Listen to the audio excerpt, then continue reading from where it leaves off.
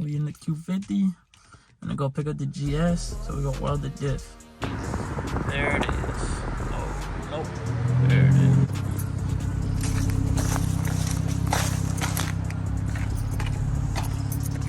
Stripped out. Stupid key doesn't work. Gotta put it in. There you go.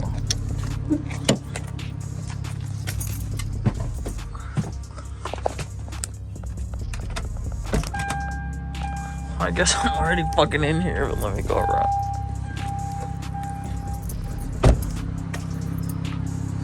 See if this bitch starts up.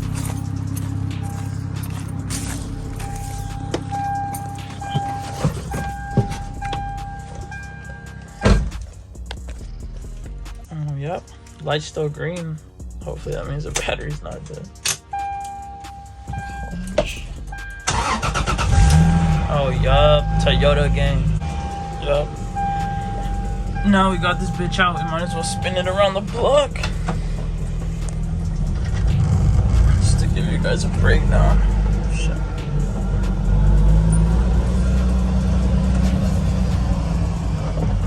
Only thing is, I don't have tags, so let's just hope that we don't get fucked over. So, as you can see, that is not normal or stock in a fucking GS. So actually a while ago we put a, what's it called?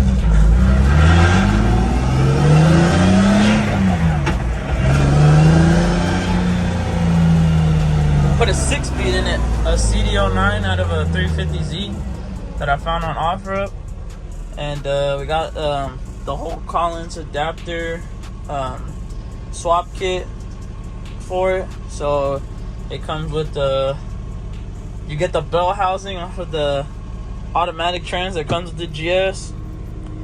You use an adapter plate to hook up the automatic bell housing to the CD09, and then you just hook it up to the JZ, and then the custom drive shaft and a custom Guibo adapter, and now it's a manual, and obviously the fucking clutch pedal. But overall it's pretty cool. I stripped out the rest of the inside because I want to paint the interior, but what it's missing is, you can hear the fucking trans is pretty fucking noisy. The whole fucking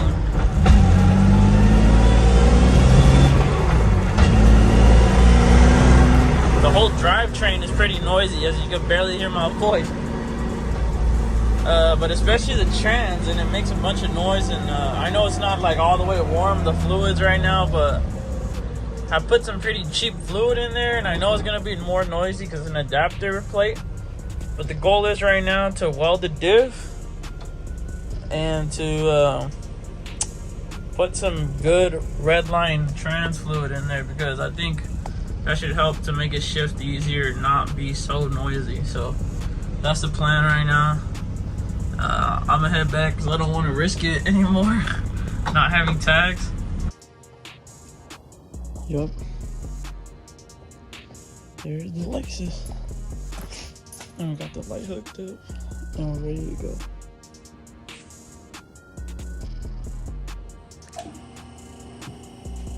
There she goes. Oh. Make sure she's chilling.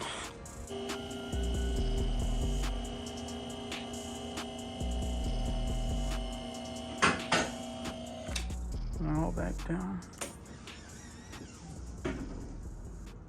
And they should be locked. Alright, we're under here. You can see this is the swap. We got the 2JZ GE. We got the wiring right here that was used for the neutral safety switch and all that. All the stupid little wiring you gotta do for the manual swap.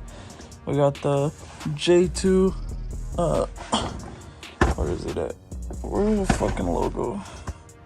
There it is. The J2 bell housing, and then the Collins adapter plate, and then we got the CD09 right here. So yeah, you cut off the stock bell housing off the CD09, hook up this shit, and then hook up the bell housing, then it just hooks right up to the 2J. Then we got the mount and the dry shaft. So I'm just gonna drain this training fluid. I think the fill hole's on the other side, but the drain hole is right, this shit right here. So yeah, let me just do that.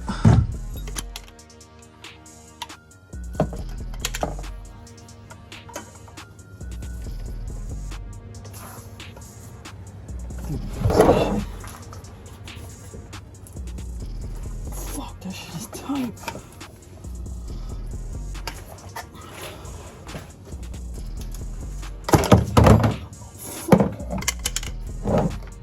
Ready? No oil on my hand. 1, 2, come on, bro, this is boiling, right? 2, fuck. Hello, oil on my hand. It doesn't look super nasty or nothing. Alright, here's the Redline MT85. Supposedly these are the key to keep your CD09 running good and shifting good and sounding good. So I think it takes like 3 1/4 of quarts, 3 1/4 quarts of this shit, and then you just need one of these to be able to pump it up into the trans. So it should take a second, but hopefully not too long. And I forgot gloves, bro. Gloves are hacks. No fucking dirty hands. You just take them off and then put a new pair. All right, just to catch y'all up.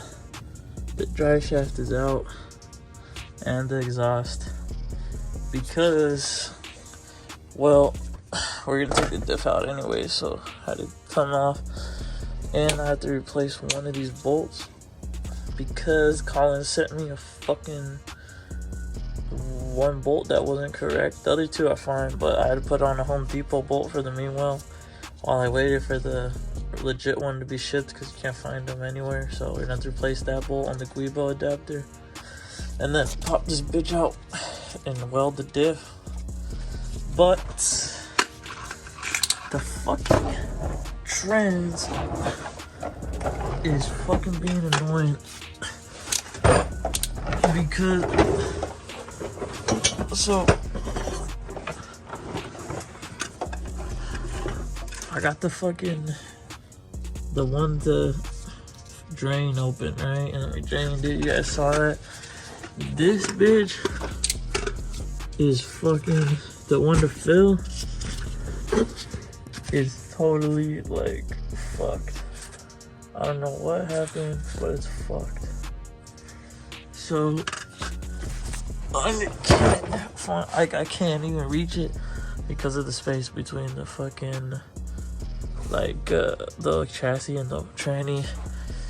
And then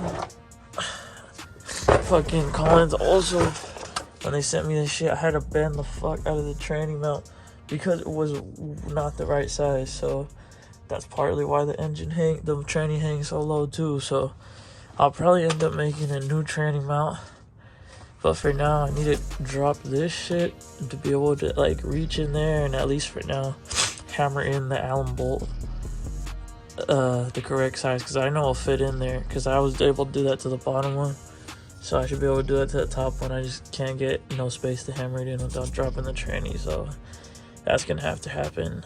And I'll probably have to, I might as well at that same time just make a new one of these, but that's actually straight, so I'm not like down, like what is it, like I'm like 2 inches or at least an inch lower than I should be because of the fucking bend that I had to do to make the fucking bolts fit. So the kit was cool, but you know, lots of fucking little mistakes, bruh.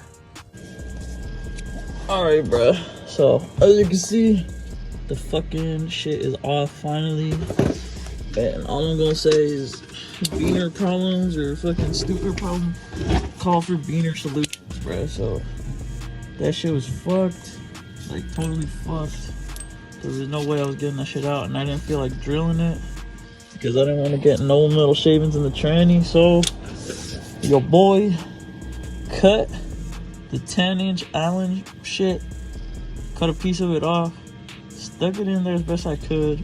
Pulled out the fucking welder, bro. Welded this piece on. And then about this shit, stuck the 10 on the 10-inch Allen and took that shit off. So this is low-key hacks, bro. I might as well like finish off the weld.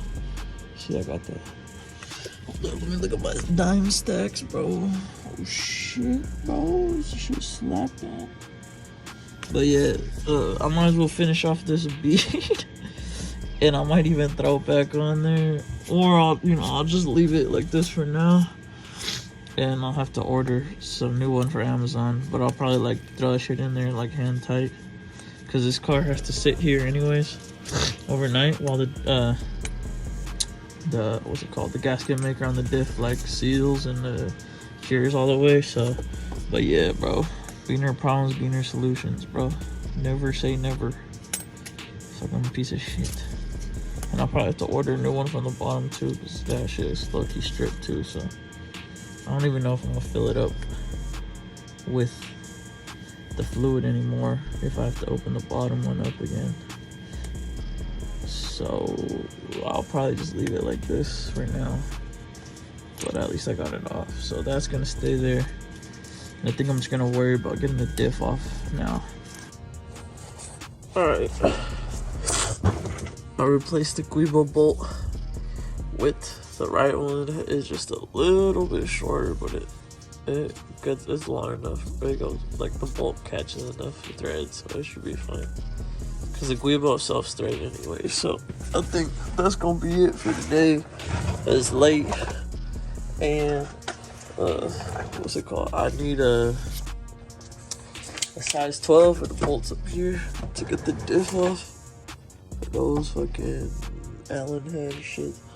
The same thing on this side for that. And these should be whatever. I should have those to get the diff out. And then I need to figure out a way to lock up the wheels to be able to take these Allen key fucking shits of the axle off. Because right now there's no parking brakes. I cut it off because it was like in the way of the clutch pedal. So I think I'm gonna make like a cool like a hydro brake type shit using the same line, this line right here of the parking brake. That way it could be drifting, so it should be pretty cool.